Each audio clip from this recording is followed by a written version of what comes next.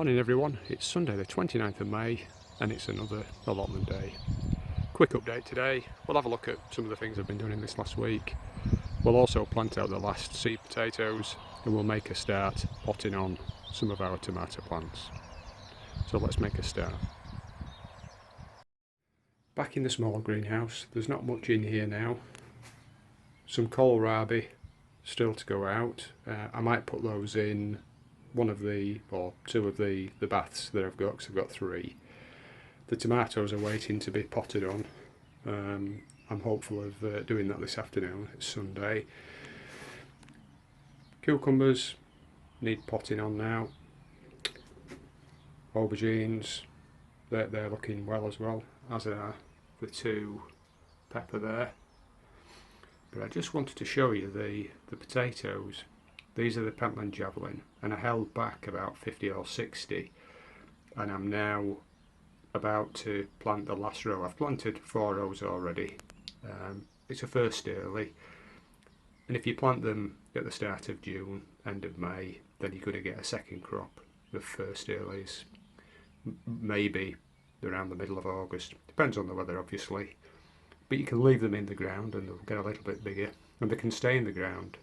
We left them in till probably the start of October and we were taking them out, using them for mash, but they're really good. And these were bought, I believe, about the end of February, and as you can see they've been in the small greenhouse under the table, so not in direct sun.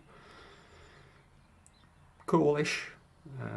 It's got a little bit warmer of late, but if you look at the chits, they're not massive, are they? They're still okay. So it's not like you've got, 5-inch chits on them. They're still only an inch or so, an inch and a half, and they're a lovely potato. Quite consistent as well, with 2 or 3 chits on each seed potato, and that's, to me, that's a beautiful potato. And they seem to be very reliable, tightly clustered, and as I say, they're going to go in. And in the middle of August we'll have some nice new potatoes again. So you don't have to put them all in the middle of March or the start of April. You can hold some back a couple of months, 2-3 months even, and they'll grow quicker. They normally take 15 weeks, but with good weather they can be ready within about 10 or 12. So that's Pentland Javelin. We'll take a look at the rows a little bit later. And there they are, nicely tucked in. The last row of potatoes to be planted in 2016 on my allotment. Pentland Javelin, 10 tubers in the row, and I've put in 5 rows for this second harvest that we'll get in August, September. There are 11 rows here now of first and second earlies. Started with Pentland Javelin, then Nicola, then Charlotte, and then 5 rows of Pentland Javelin again. I bought 300 tubers this year and they cost me £30, and I think it's fair to say that at the end of the season we'll have averaged about £2 or just under £2 per tuber from pots and out of the ground. The early pots are not as good, they don't yield quite as well. But offset against that, you've got your main crop potatoes, your King Edwards, your Picassos, your Sarpo Meras, and you can be getting £5 per tuber off those. So I would say I'm not going to weigh everything; it'd be a bit extreme, really, that. But £30 with a bit of luck, we'll get 500 or 600 pounds of potatoes. And if my reckoning's right, that's about £2 per tuber, 10p a tuber, 5p per pound. So when people say, oh, it's just as easy to go down Tesco's and buy them, they're cheap enough, they're not that cheap, are they? A little bit of labour, a bit of digging, a bit of fresh air, and you've got a massive crop of potatoes that'll last you most of the year, probably 9 months out of the 12 months. So there are my potatoes all planted now. I've still got some odds and ends left over, and what I plan to do is I empty the pots, I'll put the compost back in with a bit of fish blood and bone and stick a couple of tubers in there. So I'll use up any straddlers that I've got, and I've probably got about, I don't know, maybe 15 or 20, but I'll refill the pots as I go. So that's the potatoes planted for this year. On the second allotment now, just a quick update. Planted some brassicas this last week, about 7 or 8 rows it looks like. A couple of rows of red cabbage, a couple of rows of green, and then about 4 rows of calabrese, broccoli, a speedy variety and an autumn variety. The calabrese were a little bit small, but I wanted to get them out of the greenhouse, so hopefully the weather will be kind to us and they'll grow on. Broad beans are uncovered now. They seem to be doing alright, although they're a little bit shorter this year. They haven't grown quite as vigorously.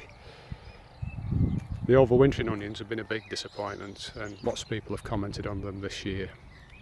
As I mentioned in an earlier update, a lot of my red onions are split, and I had 2 or 3 bulbs on each set, and they've gone to seed more readily as a result. Obviously it's the weather, because we've had a massive swings in temperature from like -3 to 20 odd degrees, in the same 24-hour period. And it was cold in April, but it was also quite dry, and at that time, probably like most people, I did a lot of the preparation jobs, barrowing manure onto the site, doing lots of digging, and it's cool and you tend not to worry about your plants quite as much. Then the penny drops and you think, oh, I better start watering. So I started watering probably from the back end of April pretty regularly, every couple of days, when we'd not had any rain.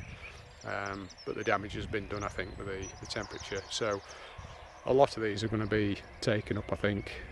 Some have not really developed. The ones that are 2 or 3 bulb sets, I don't think they'll be any good. There may be 1 or 2 that are alright. The white ones seem to have fared a little bit better, and as you can see, we've got several that have developed bulbs, so I think they'll be okay. But I've actually taken seed heads off probably the majority of the plants. I'm not certain how many there are. There are probably about 100 onion sets in here, and I've counted 50 seed heads. So they're going to have to come up. We still are using onions from last season, but we've only got a handful left. So these should tide us over until, I don't know, maybe the back end of August, September, when the main crop of onions are ready to harvest. So only cost a couple of pounds for the sets, so nothing lost. We've had something in the ground, we'll have something to show for it, but it's still a little bit disappointing. But I know on the horticultural channel, Sean took up his onions the other day. They'd gone to seed. I know Nigel Muddy Boots, he's had the same problem with his onions going to seed as well. There's not a great deal you can do about it. Try and water, but if the weather's unpredictable and varies wildly, there's not much you can do about it. So that's the onions. I've also weeded and turned over the soil at the top end of the first bed on the second allotment, because I'd got lots of raspberry runners coming through from the first allotment, and lots of weeds as well, so I managed to get a sizable chunk of that done. In the fruit cage, that's been turned over and all the weeds have been taken out. I'll show you a little bit closer now. The fruit cage, everything's nice and clean now, it's all been weeded, but it does need to be mulched. But we've added so much manure over the last couple of years into this, or the last year and a half or so, that it looks quite good now. The soil, it's quite crumbly, quite rich. And you can see the currants on some of the more mature bushes. They're going to be plentiful this year, and because we've got the cage covered with chicken wire, you can see all the way around. Hopefully the birds won't get in. And we've got 2 or 3 bushes that have got quite a lot of currants on them. The others are only 1-2 year old, so we'll not get much off those, if anything. But they all look nice and healthy, which is the main thing. So that's the fruit cage. Just take a look at the flower bed. Flower bed's 2/3 planted up now. There's still a space here at the bottom for about another 4 rows of dahlias, but as you can see we've got a couple of rows of dahlias in. These were chosen from a brochure that we got at the Harrogate show in September last year. So we picked out the ones that we'd seen that we liked the look of, you know, from the exhibits. So hopefully we'll have a nice show there this year. 2 rows there. We'll have a space in between and another 2 rows, space in between and another 2 rows. So that should put on quite a nice show. Then we've got some dwarf sunflowers, although they seem to be quite leggy. Then we've planted several rows of gladioli, and the first row that we planted, they started to come through. Planted them successionally, so they're for cut flowers, all of these. So we should have flowers to cut throughout the season. Then we've got a daisy, an asters, and at the top, just as a permanent feature, I planted 5 lavender bushes. They're only tiny, but they'll be good for pollinators. And they're at the side of the greenhouse and at the side of the little orchard, so hopefully that'll encourage the bees. So that's the flower bed. Rhubarbs come on leaps and bounds as well, and I plan to cut out a few stalks this afternoon, and we'll have a nice crumble tomorrow. We've got 2 varieties, a larger one and a smaller champagne one, so we'll see what they taste like. But looks very healthy. Hi, back in the big greenhouse. I'm just going to pot up 2 tomato plants. I've got a dozen for this greenhouse. They're all beefsteak varieties.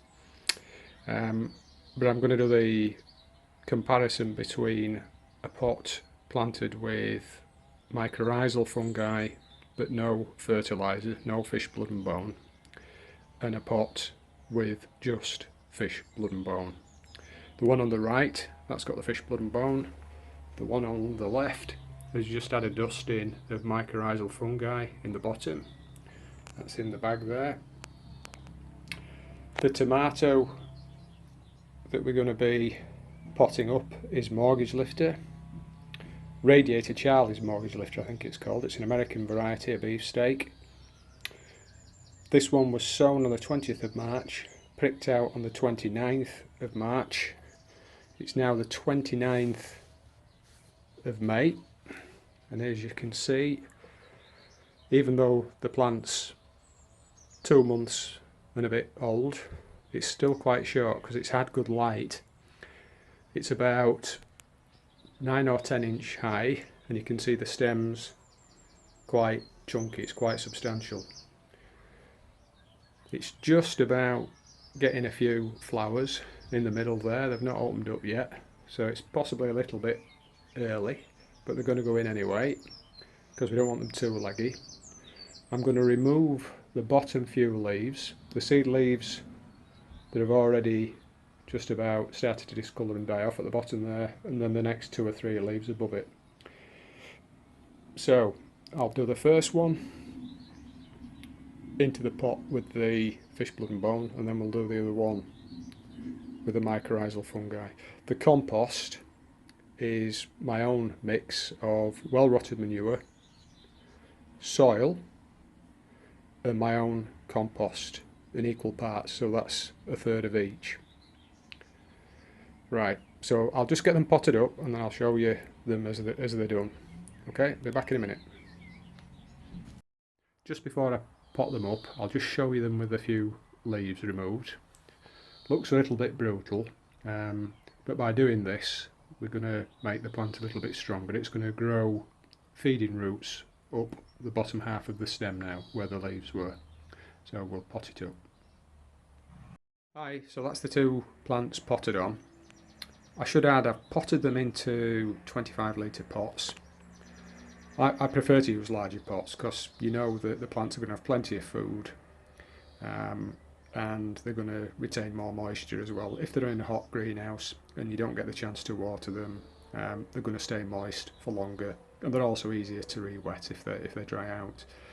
If you're growing them outside, then you've got a heavier base, so they're less likely to blow over as well. Because when you've got 5 or 6 trusses and they're 5 foot high, they do get top heavy and they can blow over. Mine have in the past. So now I use at home a John Innes compost, which is heavier. Down here on the allotment, it's a mixture of soil and manure and what have you, as I've already mentioned. So it's quite weighty. So there's plenty of feed in there. It'll retain moisture as well. One other thing, just in closing, before I potted the tomato plants on, I gave them a feed of liquid seaweed, and I did that the day before yesterday. And the idea is that you give them a bit of a boost, the first feed, because generally when you pot them on, it checks the growth for a few days. It's a bit of a shock. So by giving them a little boost to start with, they're better able to cope with that. So they're the first 2 of my dozen beefsteak tomatoes in the large greenhouse. Radiator Charlie's mortgage lifter. That's it for today. Thanks for watching, and I hope to catch you later. Bye.